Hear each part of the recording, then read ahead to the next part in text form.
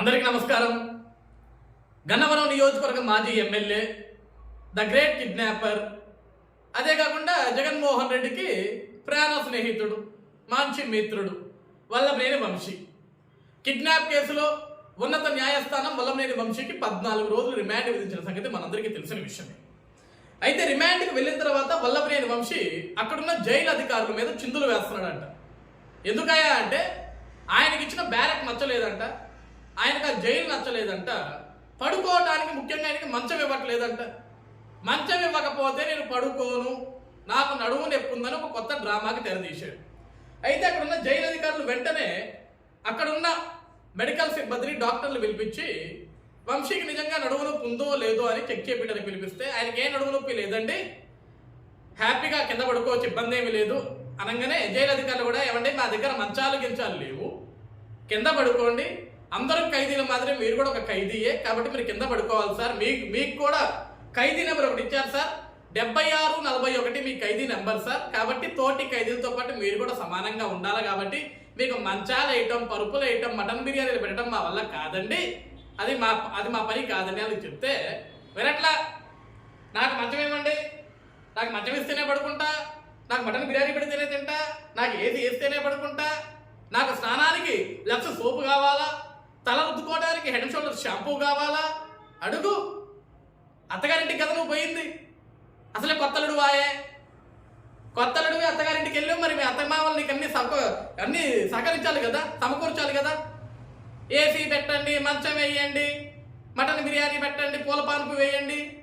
ఏం నువ్వేమో రాష్ట్రం కోసం లేకుంటే ప్రజల కోసం ప్రజా పోరాటం చేసిపోయినావా? జైలుకి కిడ్నాప్ చేసిపోయినావు నాయన, కిడ్నాప్ చేసి పోయావు. తోటి ఖైదీతో నువ్వు కూడా ఒక ఖైదీవే, తోటి ఖైదీలు జైల్లో ఎలా ఉంటే అలానే ఉండాలా.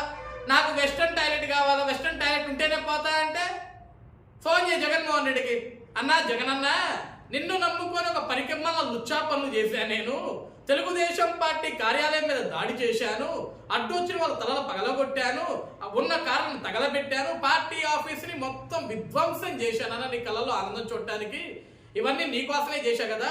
చివరికి నీకోసం చేసిన విషయంలో నేనెక్కడ ఎదవనైపోతాను భయంతో ఆ రోజు కంప్లైంట్ చేసిన వ్యక్తిని కూడా నేను కిడ్నాప్ చేశానన్నా. చివరికి ఆ కిడ్నాపే నా తలకు చుట్టుకుంది, నన్ను జైలుకి పంపించింది. తీరా జైలుకి వస్తే నాకు వీళ్ళు అడిగితే మంచం వేయట్లేదు, కూర్చోడానికి కుర్చీ వేయట్లేదు, తినడానికి మటన్ బిర్యానీ పెట్టట్లేదు, చివరికి బాత్రూమ్కి పోవడానికి వెస్టర్న్ టాయిలెట్ ఇవ్వట్లేదన్న నాకు అని జగన్మోహన్ రెడ్డికి చెప్పాడు.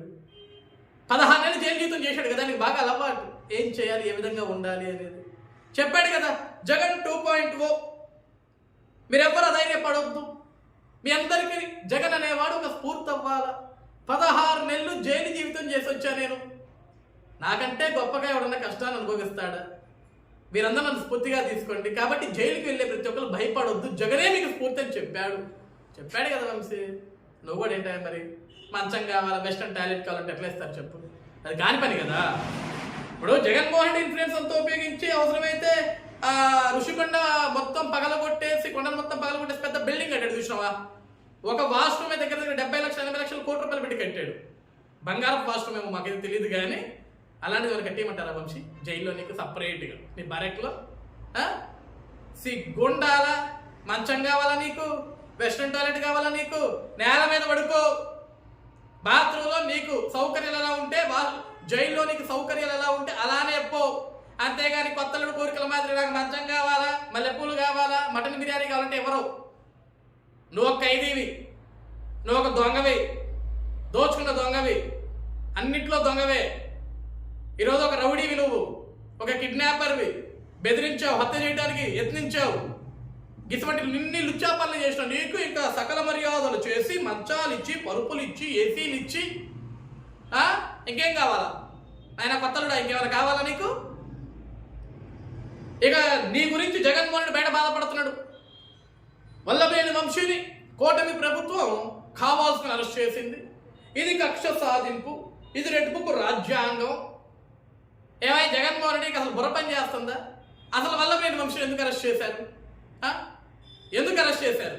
తాడేపల్లి కొంపలో కూర్చొని పబ్జీ గేమ్ ఆడుకుంటూ ఎగ్ పఫ్ఫులు తింటూ ఏం తెలిసి వస్తుంది? అసలు వల్లభనేని వంశీని అరెస్ట్ చేసింది ఎందుకు చెప్పు? ఒక మనిషిని కిడ్నాప్ చేశాడు, ఒక సాక్షిని, ఒక కంప్లైంట్ని కిడ్నాప్ చేసి బెదిరించి భయభ్రాంతులకు గురి చేసి నేను చంపేస్తామంటే ఆయన అరెస్ట్ చేయకుండా ఏం చేస్తాం ఆయన? గసవంతులు అరెస్ట్ చేయకుండా ఏం చేయాలి? చప్పట్లు కొట్టాలా? చాలా అద్భుతంగా కిడ్నాప్ చేసావు వల్లభనేని వంశీ, నీకు దండం పెడతాం, శాలువా కప్పి సన్మానం చేస్తామని చెప్పాలా? ఇక సిగ్గు లేకుండా ట్వీట్ చేసే వ్యక్తిలో నువ్వు ఏదో కూటమి ప్రభుత్వం పరాకాష్ట, అధికారులు కూడా ఇష్టానుసారంగా ప్రవర్తిస్తున్నారు, పోలీస్ యంత్రాంగం గాడి తప్పింది, ఆంధ్రప్రదేశ్ రాష్ట్రంలో అంబేద్కర్ రాజ్యాంగం నడవట్లేదు, రెడ్ బుక్ రాజ్యాంగం నడుస్తుంది. 2019 నుంచి 2024 వరకు నీ పరిపాలనలో ఏ రాజ్యాంగం నడిచింది జగన్మోహన్ రెడ్డి? ఏ రాజ్యాంగం నడిచింది? ఇదే నీ వల్లభనేని వంశీ ఎన్నికలకు కరెక్ట్గా 2 నెలల ముందు గన్నవరం నియోజకవర్గంలో తెలుగుదేశం పార్టీ కార్యాలయాన్ని విధ్వంసం చేసి తగలబెడితే ఏం చేసావు ఆ రోజు స్పందించాలి కదా ఒక ముఖ్యమంత్రిగా నువ్వు. ఎందుకు తగలబెట్టావు వంశీ? నీకు అసలు బుద్ధి ఉందా, జ్ఞానం ఉందా? పార్టీ ఆఫీసులు తగలబెట్టిన సిగ్గులేనోడా అని చెప్పు తీసి కొట్టాలి కదా. కొట్టావా? ఈరోజు సిగ్గు లేకుండా ఏ మొక్క పెట్టుకుని ఇక్కడ ట్వీట్లు చేస్తున్నావు నువ్వు. వంశీ అరెస్టు కుట్ర కోణం, బెదిరించారు, సాక్షుల్ని ప్రభావితం చేశారు. అసలు సాక్షిని కిడ్నాప్ చేశాడు కదా, కిడ్నాపర్ కదా వల్లభనేని వంశీ. ఇక నువ్వు ఏ మొక్క పెట్టుకుని ఆయన ట్వీట్ చేస్తున్నావు, నువ్వేమో ట్వీట్ చేయటం, ఆయన ఏమో కోరికలు కోరటం. సరిపోయారు నాయన మీరందరూ కూడా. నిజంగా మేము రెడ్ బుక్ రాజ్యాంగం మొదలు పెడితే, నిజంగా నారా లోకేష్ గారు చెప్పినట్లుగా రెడ్ బుక్ ని ఓపెన్ చేస్తే ఆ రెడ్ బుక్ లో మొట్టమొదటి పేరు నీదే ఉంటుంది జగన్మోహన్ రెడ్డి, గుర్తుపెట్టుకో. ఇక లోకేష్ గారు రెడ్ బుక్ ను తెరవలేదు. ఈరోజు లోకేష్ గారు ఈ రాష్ట్ర ఒక మంత్రిగా, ఒక బాధ్యత గల పౌరుడుగా, ఈరోజు ఆంధ్రప్రదేశ్ రాష్ట్రంలో కూటమి ప్రభుత్వంలో ఒక మంత్రిగా ఆయన పనులు ఆయన నెరవేర్చుకుంటూ బాధ్యత గల మంత్రిగా ముందుకు వెళ్తున్నాడు తప్ప కక్ష సాధింపు రాజకీయాలు ఏం చేయట్లేదు. నిజంగా కక్ష సాధింపు రాజకీయాలు చేయాలనుకుంటే, నిజంగా రెడ్ బుక్ రాజ్యాంగం మొదలు పెట్టాలనుకుంటే, నిజంగా రెడ్ బుక్ తెరవాలనుకుంటే ఆ రెడ్ బుక్ లో మొట్టమొదటి పేరు ఉండాల్సింది వైఎస్ జగన్మోహన్ రెడ్డితే, మొట్టమొదటిగా జైలుకు పోవాల్సింది వైఎస్ జగన్మోహన్ రెడ్డి.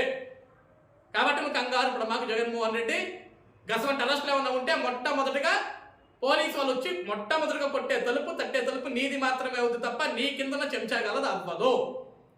ఈరోజు వంశీ ఇలాంటి అరెస్ట్ అయ్యాడంటావా? కిడ్నాప్ చేస్తే కామన్గా పోలీసు వాళ్ళు అరెస్ట్ చేస్తారు కదా, అది పోలీసుల బాధ్యత కదా. ఈరోజు కిడ్నాపర్స్ అరెస్ట్ చేయకుండా ఇంట్లో కూర్చోబెట్టరు కదా. దానికి నువ్వు ఎందుకు కంగారు పడుతున్నావు, ఎందుకు బాధపడుతున్నావు?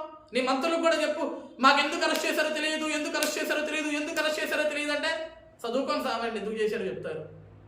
చదువుకోండి ఆ పేపర్లు. ఎప్పుడు సాక్షి ఒకటే కాదు కదా, అన్నీ చదవాలి కదా, అన్నీ చూడాలి కదా. లేకుంటే వంశీని అడగొచ్చు కదా, అసలు ఎందుకు రా కిడ్నాప్ చేసామని అడగాలి కదా. ఇవేమీ లేకుండా కుట్ర జరిగింది అంటే జరగదు. కుట్ర కిడ్నాప్ చేశాడు, కుట్ర పన్నాడు వంశీ, కిడ్నాప్ చేసినోడిని అరెస్ట్ చేశారు, జైల్లో వేశారు, అంతే కదా. నిజాలు బయటికి రావాలా? అసలు పార్టీ ఆఫీస్ విధ్వంసం చేయమన్నది వంశీకి చెప్పింది ఎవడు? తెలుగుదేశం పార్టీ కార్యాలయాన్ని ధ్వంసం చేయండి, అక్కడ ఉన్న వాళ్ళని భయపెట్టండి, అక్కడ ఉన్న తెలుగుదేశం పార్టీ నాయకులకి భయం కలిగించాలి, వాళ్ళ మీద కేసులు పెట్టాలని వల్లభనేని వంశీ వెనకుండి నడిపించిన ఆ దుర్మార్గుడు ఎవడో కూడా బయటికి రావాలా? ఈరోజు కేవలం గన్నవరం నియోజకవర్గ తెలుగుదేశం పార్టీ ఆఫీస్ ధ్వంసం గురించే కాదు, తెలుగుదేశం పార్టీ కేంద్ర కార్యాలయంపై దాడి జరిగిన దాని వెనక కుట్ర కోణం, దాని వెనుకున్న ఆ కుట్ర చేసిన ఆ దౌర్భాగ్యులు, ఆ దరిద్రులు, ఆ దుర్మార్గులు, ఆ పనికిమాల చెత్త వెధవలు ఎవరో కూడా వాళ్ళని కూడా చట్టం శిక్షించాలా, వాళ్ళని కూడా బయటికి కాలర్ పట్టుకొని లాక్కరావాలా. ఇది ఆంధ్రప్రదేశ్ రాష్ట్ర ప్రజానికం కోరిక. ఎందుకంటే ఆంధ్రప్రదేశ్ రాష్ట్రంలో స్వేచ్ఛగా బ్రతకాలన్నా, ప్రశాంతంగా ఉండాలన్నా సరే, చివరికి దేశ విదేశాల్లో ఉన్న పారిశ్రామికవేత్తలందరూ కూడా ఆంధ్రప్రదేశ్ రాష్ట్రానికి పెట్టుబడులు పెట్టేదానికి పరుగులు పెట్టుకుంటూ రావాలన్నా సరే, గిసువంటి కిడ్నాపర్లు, గిసువంటి రౌడీ షీటర్లు, గిసువంటి దోపిడీదారులు, గిసువంటి దొంగలు, గిసువంటి దుర్మార్గులు రాష్ట్రాలు స్వేచ్ఛగా తిరగకూడదు. వీళ్ళందరినీ అరెస్టు చేసి జైల్లో వేయాలా, వీళ్ళకి బుద్ధి వచ్చే విధంగా ఒక శిక్ష వేయాలా, వాళ్ళకు ఒక మంచి గుణపాఠం నేర్పించాలా. అవన్నీ జరిగితేనే ఆంధ్రప్రదేశ్ రాష్ట్రంలో ప్రజలు స్వేచ్ఛగా ఉంటారు. ఎందుకంటే ఇక్కడ ఇచ్చిన 5 సంవత్సరాలు కూడా భయంతో బ్రతికారు, బిక్కుమంటూ బ్రతికారు. ప్రశ్నించాలంటే భయం, అడగాలంటే భయం, రోడ్డు మీద నడవాలంటే భయం. ఆడపిల్లలకి రక్షణ మాత్రమే కాదు, 2019 నుంచి 2024 వరకు ఆంధ్రప్రదేశ్ రాష్ట్రంలో జగన్మోహన్ రెడ్డి పరిపాలనలో ఆడవారికి మాత్రమే కాదు, మగవారికి కూడా స్వేచ్ఛ లేకుండా చేశాడు జగన్మోహన్ రెడ్డి. ఎందుకు మగవారికి కూడా స్వేచ్ఛ లేకుండా చేశాడు అంటే, చివరికి జగన్మోహన్ రెడ్డి ఇంటి మీదకి జాబ్ క్యాలెండర్ ఎప్పుడు విడుదల చేస్తావు జగన్మోహన్ రెడ్డి అని అడిగేదానికి వెళ్ళిన యువకుల మీద రేప్ కేసు పెట్టాడే జగన్మోహన్ రెడ్డి. ఒక మగాడి మీద ఇంకొక మగాడు రేప్ కేసు పెట్టాడు. మరి జగన్మోహన్ రెడ్డి పరిపాలనలో మహిళలకే కాదు, పురుషులకు కూడా రక్షణ లేకుండా పోయింది ఆ రోజు. అది జగన్మోహన్ రెడ్డి పరిపాలన. కాబట్టి వంశీ, నీ కోరికలన్నీ నెరవేర్చడం చాలా కష్టమమ్మా. ఖైదీవి నువ్వు, నీకు ఒక నెంబర్ ఇచ్చారు 7641.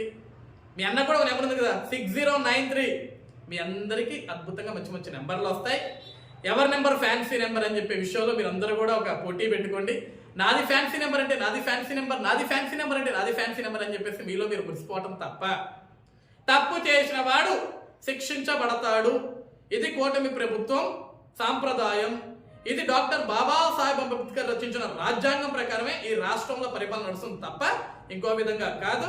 కాబట్టి తప్పు ఎవడు చేసినా సరే, ఆయన వంశీ అయినా, జగన్ అయినా, అంబటి రాంబాబు అయినా, రోజా అయినా, అనిల్ కుమార్ యాదవ్ అయినా, విడుదల రజనీ అయినా, గుడివాడ అమర్నాథ్ అయినా, ఇంకొక నాథ్ అయినా, ఇంకెవడైనా సరే తప్పు చేసిన వాడు జైలుకు పోక తప్పదు, శిక్షించక తప్పదు, శిక్ష పడక తప్పదు, మీరు అనుభవించక తప్పదు. కాబట్టి అన్నీ మూసుకొని